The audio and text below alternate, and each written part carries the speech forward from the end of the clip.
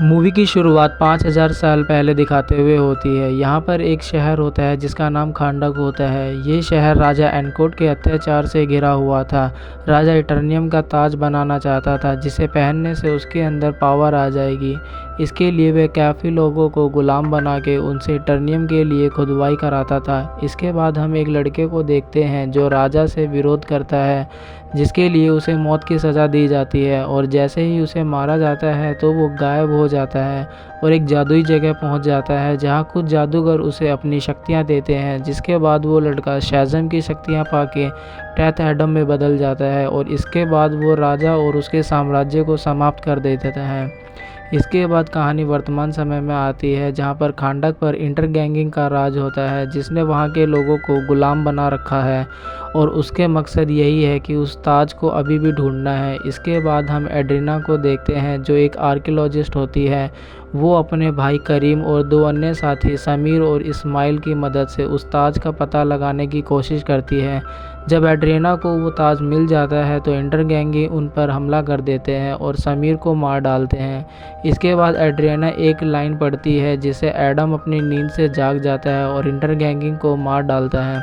उसमें से एक बंदा एक स्पेशल वेपन से एडम पर हमला करता है जिसमें एडम घायल हो जाता है, पर उस बंदे को भी एडम मार डालता है। इसके बाद एडम वही बेहोश हो जाता है। इसके बाद एड्रीना उसे अपने घर ले जाती है। घर पे जब एडम जागता है तो उसके सामने एड्रीना का बेटा होता है। वो उसे इसी जगह को जालिमों के अत्याचार से बचाने के लिए बोलता है, पर एडम मना कर देता है और वहाँ से चला जाता है और बाहर घूमने लगता है। इधर दूसरी तरफ हम एक लेडी को देखते हैं जो हॉकमैन को अमेंडा के बारे में बताती है और एडम को पकड़ने के लिए कहती है। इसके बाद हॉकमैन कुछ साथी को बुलाता है जो उसकी एडम को पकड़ने में मदद करेंगे, जिनके नाम होते हैं मैक्सिन, एल रोथेस्टिन एंड कैंट। के बाद हम देखते हैं कि अमांडा का बेटा विद्रोह कर देता है। तब इंटरगैंगिंग के लोग उसे पकड़ लेते हैं। तभी वहीं एडम आ जाता है और फाइट होने लगती है। ये देख के जस्टिस सोसाइटी के लोग भी वहां आ जाते हैं और फिर एडम और जस्टिस सोसाइटी के बीच एक शानदार फाइट होती है जिसमें एडम सबको धो देता है। इसके बाद जस्टिस सोसाइटी के लोग एड्रीना के पास जाते हैं और उसे मदद मांगते हैं एडम को पकड़ने के लिए। इस पर एड्रीना मना कर देती है और कहती है कि तुम तब कहाँ थे जब इनके लोग हम पे जुल्म करते थे। इसके बाद हॉकमैन एड्रीना को बताता है कि एडम बहुत ख़तरनाक है। ये जो खंडर पड़ा हुआ है ये एडम की वजह से ही है। उसने गुस्से में 5000 साल पहले तबाही मचाई थी। फिर किसी तरह एड्रीना मान जाती है और वो जस्टिस टीम को एडम से बात करने के लिए ले जाती है, पर एडम साफ मना कर देता है सरेंडर के लिए। अभी दूसरी तरफ हम इस्माइल को देखते हैं जो ताज ना मिलने पर एड्रीना के बेटे को किडनैप कर लेता है और इधर उसका बेटा किसी तरह से अपनी माँ को बता देता है कि मुझे इस्माइल ने किडनैप कर लिया है। तब उसकी माँ एडम से हेल्प मांगती है। तब एडम और जस्टिस टीम उसे बचाने जाते हैं और उसके बाद हॉकमैन दो बंदों को पकड़ लेता है और उनसे पता चलता है कि एड्रीना के बेटा कहाँ है।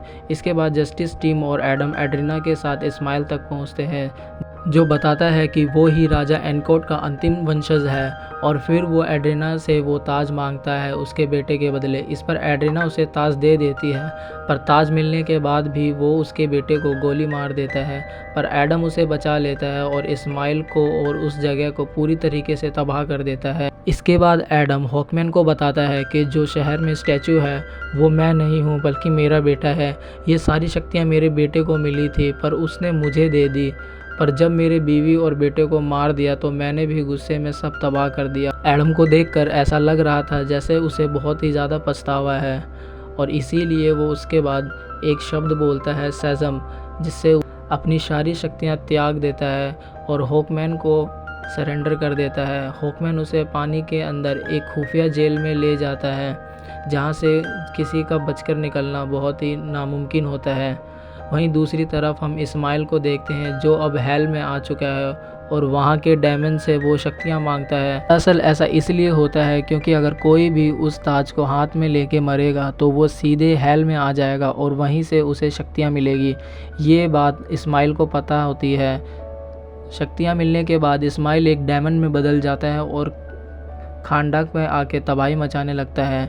फिर इसके बाद जस्टिस सोसाइटी के लोग भी उसे रोकने आ जाते हैं और एक बार फिर फाइट शुरू हो जाती है। पर जस्टिस के लोग इसका कुछ भी नहीं बिगाड़ पाते।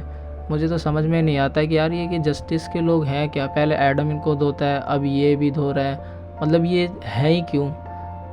चलो कोई नहीं, कहानी स्टार्ट करते हैं। फिर कैंट अपनी जादुई शक्तियों से एडम से मदद मांगता है, आ गया ना लाइन पे बेटा, और उसे उसकी कैद से बाहर निकलवाने में मदद करता है। इससे पहले कि एडम वहां आता, वो डेमन कैंट को मार देता है और फिर बाकी टीम उसे रोकती है। रोकती क्या है, बल्कि पिटती है। ब्लैक एडम आता है और अच्छे से उस डेमन की कुटाई करता है, ये हुई ना बात, और उसे बीच में से फाड़ के मार डालता है। इसके बाद वो जस्टिस टीम वहाँ से चली जाती है। सही बात है, जाएगी, उसका काम भी क्या है। और एडम वहीं रहता है और वो अब खांडक का हीरो है। इसके बाद उसी ऑफिशियल लेडी का वीडियो कॉल आता है जिसमें वह एडम को लिमिट में रहने के लिए बोलती है और खांडक से बाहर ना जाने के लिए बोलती है।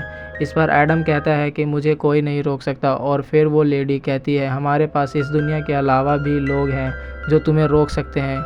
इस पर एडम स्क्रीन को तोड़ देता है और फिर तभी वहाँ पे सुपरमैन की शानदार एंट्री होती है और मूवी यहीं पर एंड हो जाती है। मूवी पसंद आए तो लाइक करें, सब्सक्राइब करें एंड शेयर करें, और मूवी को पूरा देखने के लिए धन्यवाद।